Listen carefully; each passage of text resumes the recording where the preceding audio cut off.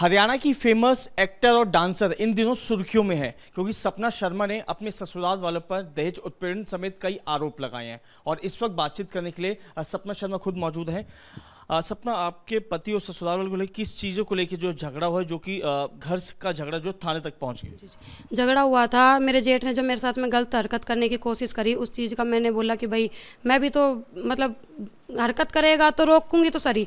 तो कई बार वो निकलता बढ़ता करता था, छोटी मोटी हरकतें मैं मेरे परिवार वालों को बताती थी स्टार्टिंग से ही। तो फिर मैं परिवार वाले बोले कोई नहीं भाई, तू थोड़ा धीरज रख, क्या पता घर बस जाए, बच्चा होगा आगे, क्योंकि छोटी मोटी बातें होती रहती है घर में।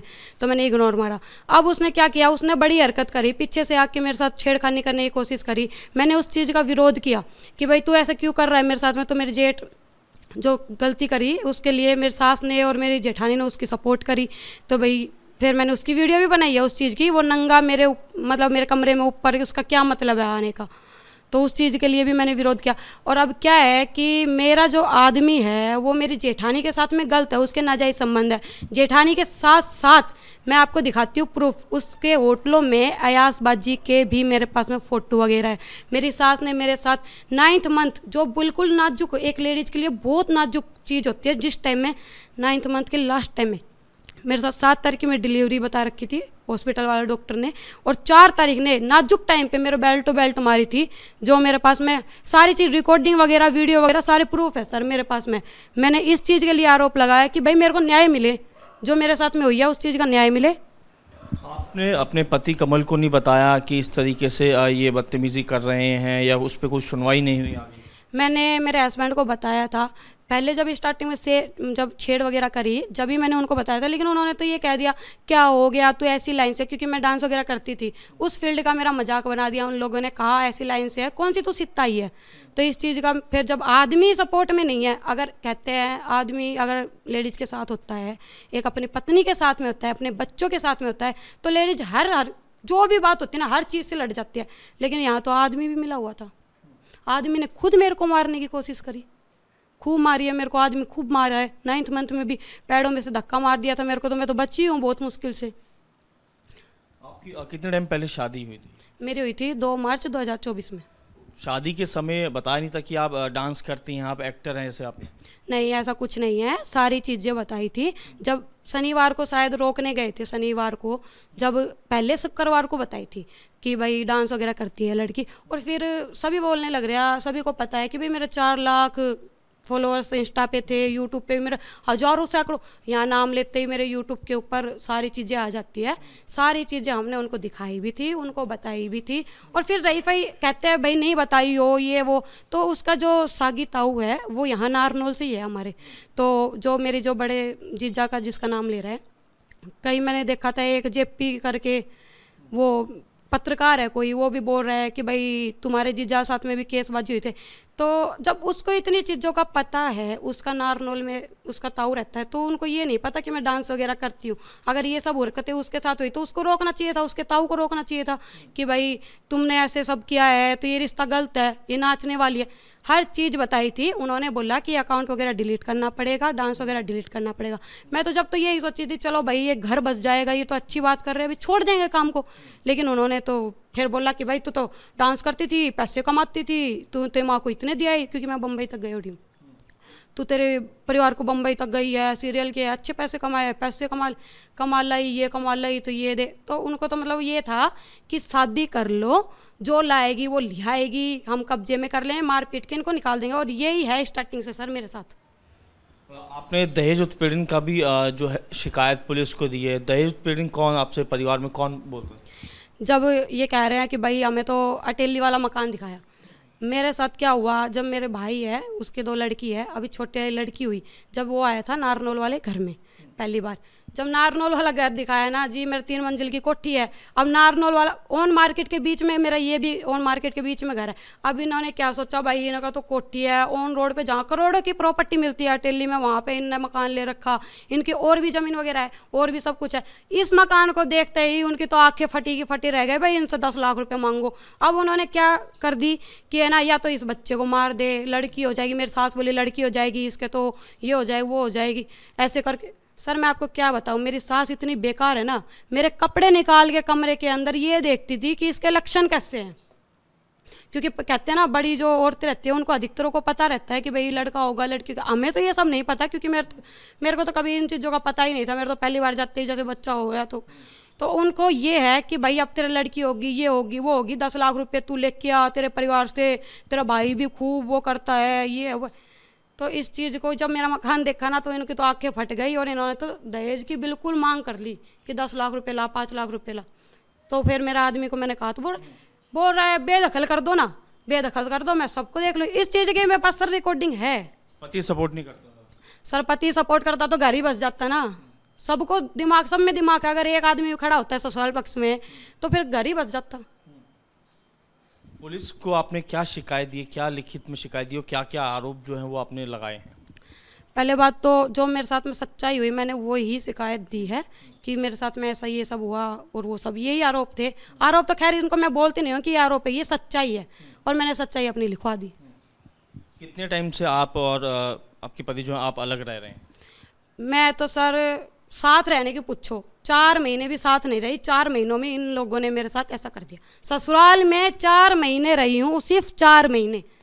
अब आप देखो, एक नई बहू जो जाती, किसी से जबान तो लड़ा नहीं सकती, क्योंकि मैं कभी किसी को जानती नहीं। उल्टा तू भी नहीं बोल सकती। नई नई जब बहू सबके आती है, सबको पता है, नई नई बहू आती थोड़ी ना कुछ कर देगी। और फिर 4 लोग वो, और मैं एक अकेली। कोई सपोर्ट नहीं करता था चारों? नहीं नहीं नहीं सर, कोई नहीं, कोई नहीं करता था। एक वीडियो सोशल मीडिया पे कमल ने डाला है, उसमें वो ये कह रहा है कि मैं दहेज का सामान थाने में लेके पहुंच रहा था, वहाँ पे सपना और परिवार वालों ने मारपिटाई करी, मेरे साथ बदतमीज़ी करी, पुलिस ने छुड़ाने की कोशिश करी, तब भी नहीं हो पाया। सर ठीक है, वो सामान लेके पहुंचा था। पहले बात तो पुलिस वालों ने हमारे साथ धोखा किया। हमें बोला कि राजीनामा करवाएंगे तुम्हारा, आगे से दबाव आ रहा है राजीनामा, क्योंकि हमारी तो कोई बात वगैरह होती नहीं थी उनसे, वो पुलिस वालों से ही बात करते थे। तो एसएचओ मैडम मंजू बोली कि हम तो भाई तुम्हारा राजीनामा करवाएंगे, तुम आ जाओ। तो धारा वगैरह जो होती है, जो मेरी सास पे बनती है और जेठ पे बनती है, उन पे नहीं लगाई थी। तो मैं बोली धारा, तो बोले उसी वक्त धारा लगा के इनको सजा देंगे, और अगर राजीनामा होता है तो भाई तुम अपना घर बसाओ। तो हम राजीनामा के लिए गए थे, हमें राजीनामा के लिए बुलाया। जाके वहाँ देखा, हमें तो बाद में पता लगा कि ये सामान लेके आ गए। जाके वहाँ देखा, जब पता लगा ये तो हमारा मेरा आधे में भी कम सामान, जो मतलब एक, मैं तो कहती हूँ कोई गरीब परिवार का होता है वो भी बहुत अच्छा करता है, वो ऐसा सामान लेके और यहाँ पे लाके थाने में घेर दिया कि ये तुम्हारा सामान पकड़ो और ये सब। और मारपीट सर, आप चलो ठीक है, आप कहते हो थाने के अंदर मार दिया, किसी के पहले बात तो इतनी हिम्मत बनती नहीं जो थाने के अंदर मार देगा, ठीक है।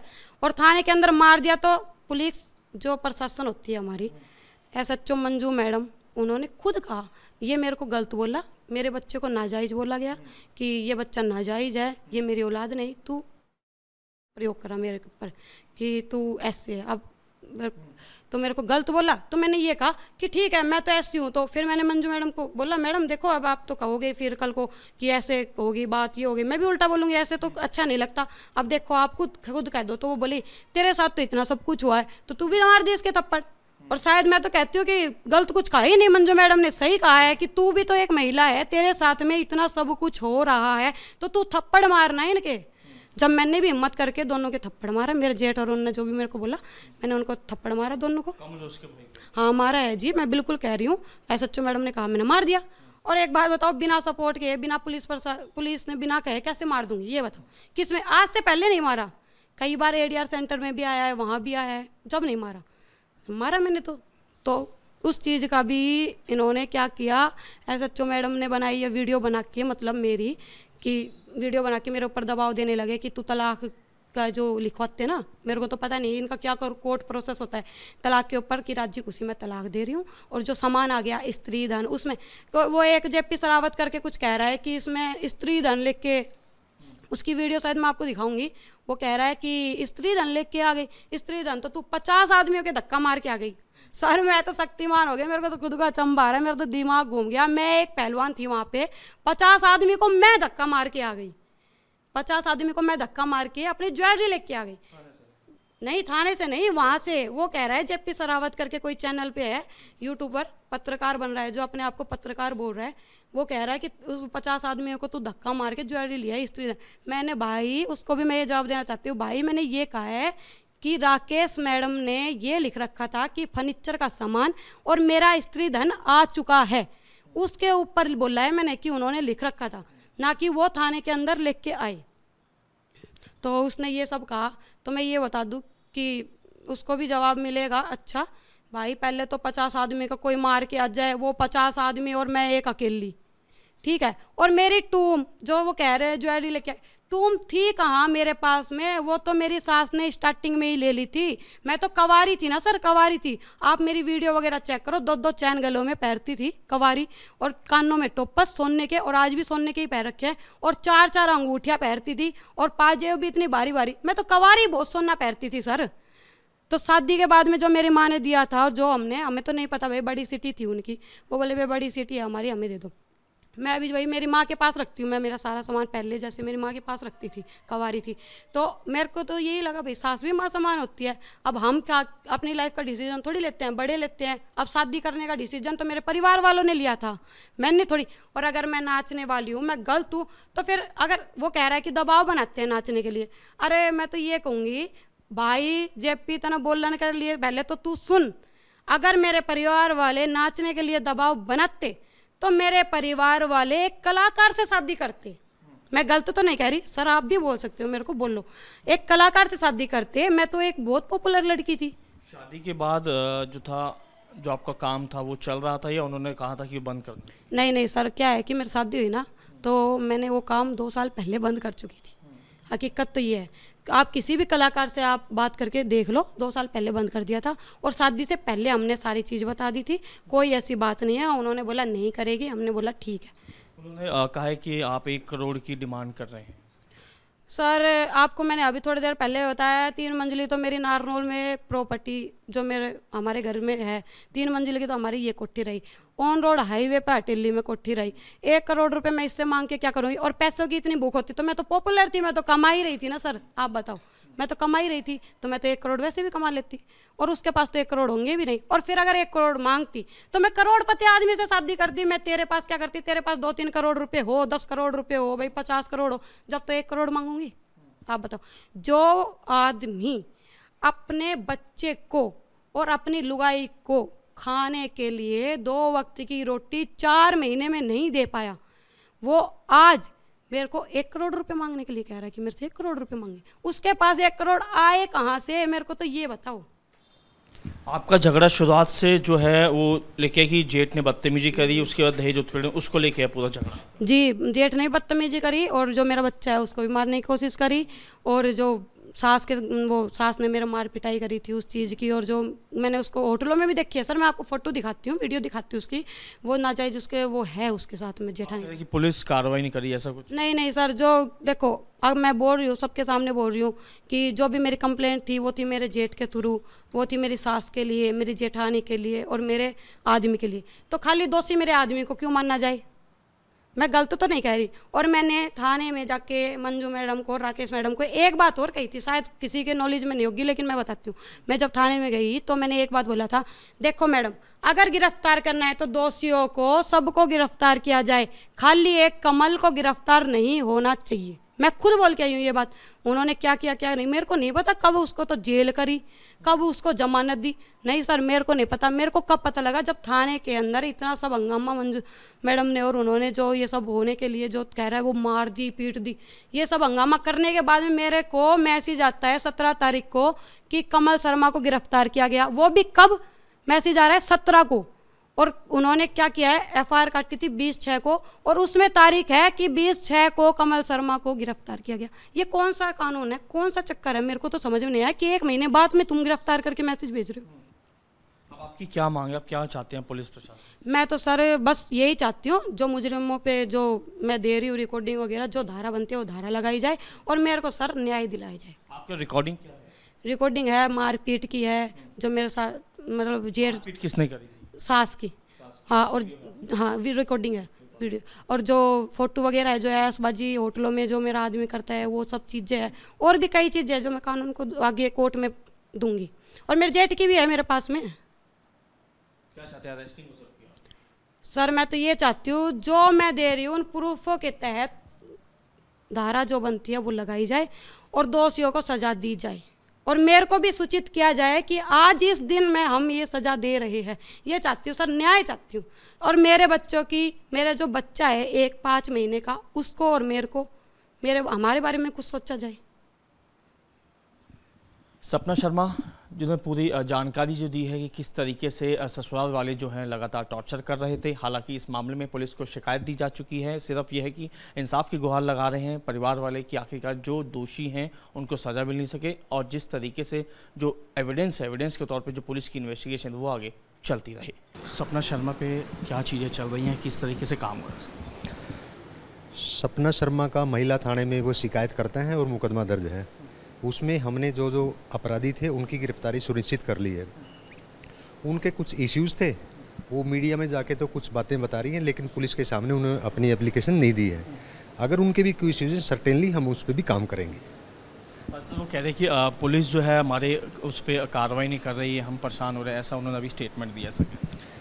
नहीं, उन्होंने जैसे ही अपनी परिवार दी थी, ये दहेज से संबंधित मामला था। इसमें 1 महीने में जांच करके, क्योंकि 3 काउंसलिंग अनिवार्य है करनी, करके हमने एडीए सेंटर भेज दिया। वहाँ से जैसी रिपोर्ट आई हमने एफआईआर दर्ज कर दी। सर शिकायत क्या मिली है, किन चीज़ों के आधार पर जो है केस रजिस्टर किया है, शिकायत क्या दी है उन्होंने कमल और उनके परिवार ने? वो तो उनके जो ससुराल पक्ष था उनके खिलाफ दहेज उत्पीड़न का ही मामला था, उस पर कार्रवाई कर दी हमने। वो कह रहे हैं कि कमल ने, उसके परिवार वाले भी आरोपी हैं, उसके जो भाई है उस पर भी आरोप लगाया कि वो मिसबिहेव करता था। हाँ, वो तो कह सकती हैं ऐसी सारी बातें, लेकिन जांच में जो जो चीज़ें सत्य पाई हमने उस पर कार्रवाई कर दी है। सर वो कह रहे कि थाने में भी आए थे, थाने में भी काफ़ी बदतमीजी की गई, कमल का परिवार आया था, इनका परिवार आया था थाने के अंदर और मिसबिहेव किया गया वहाँ पर। अगर कोई आरोपी है वो तो थाने में आएगा, उसका परिवार भी आरोपी के रूप में उनका भी नाम था, वो थाने में तो आएंगे और निश्चित तौर पे आए भी हैं। लेकिन बल्कि इन्होंने ही अपने पति की पिटाई करी है, ये ऑन कैमरा है, इसकी रिकॉर्डिंग है। हमें इसके बारे में यही कहना है, इनके ससुराल पक्ष ने इनकी कोई पिटाई नहीं करी है, इन्होंने ही उनके साथ ऐसा व्यवहार किया है। तो इन्होंने काफ़ी गंभीर एलिगेशन लगाए हैं परिवार वालों पे, ससुराल वालों पे, कि दहेज को लेके मार पिटाई करते थे, सास मारती थी, जो पति है वो भी मारपीट करता था, मिसबिहेव होता था, मतलब काफ़ी सारे आरोप लगाए। तो इस पे आगे कुछ इन्वेस्टिगेशन की जाएगी या कोई मेडिकल एविडेंस के तौर पे आगे काम होगा? अगर इनके कोई इश्यूज बच गए हैं, निश्चित तौर पे हमें अपनी शिकायत दे दी, उन पर गौर करके हम और भी कार्य करेंगे इसमें। बाकी मूल रूप से इनका दहेज उत्पीड़न का मामला था, उस पर कार्रवाई हो चुकी है जी। उसमें अरेस्टिंग होगी? जी, उनमें अरेस्टिंग हो गई है। ये केस मतलब ख़त्म हो चुका, कुछ ऐसा नहीं? अगर ये कोई परिवार देती है, कोई इनका कोई बिंदु बाकी है, तो उस पर भी निश्चित रूप से पुलिस काम करेगी। हाँ जी। डीएसपी नारनौल ने पूरी जानकारी दी है कि इस मामले में गिरफ्तारी हुई थी, गिरफ्तारी के बाद बेल दे दी गई है। फिलहाल पुलिस पूरे मामले की जांच कर रही है। वीडियो जर्नलिस्ट अजय जोशी के साथ साहिल भामरे, रिपब्लिक भारत, नारनौल।